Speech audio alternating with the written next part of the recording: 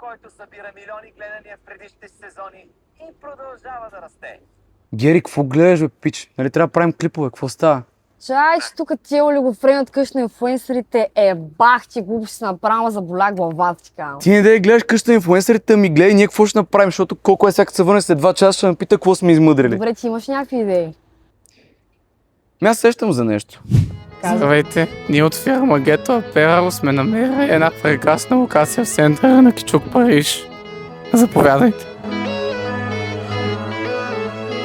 Както виждате, обектът е наскоро ремонтиран и наемът му е само 4567 евро към нашата фирма. Благодаря ви. Очакваме ви.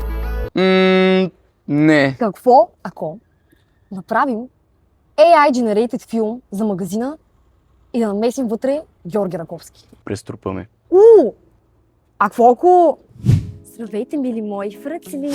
Днес искам да ви взема с мен на новото ми любимо комуникативно място Ghetto Apparel. Изключително добра локация и отпред изключително сладичко, много е яко.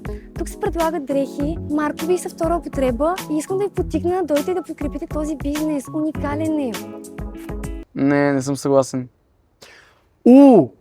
Ами какво ако... Здравейте, аз съм Радо, а днес ще питаме хората на улицата какво знаят за българската история.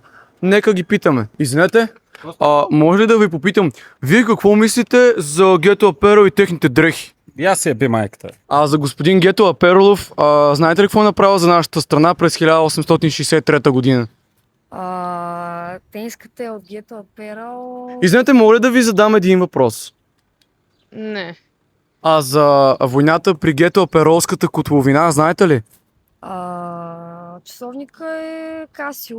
Ето отново доказваме, че българите не знаят своята собствена история. Ако искате още такива тъжни и поучителни клипове, може да ни последвате в Instagram. Благодаря ви.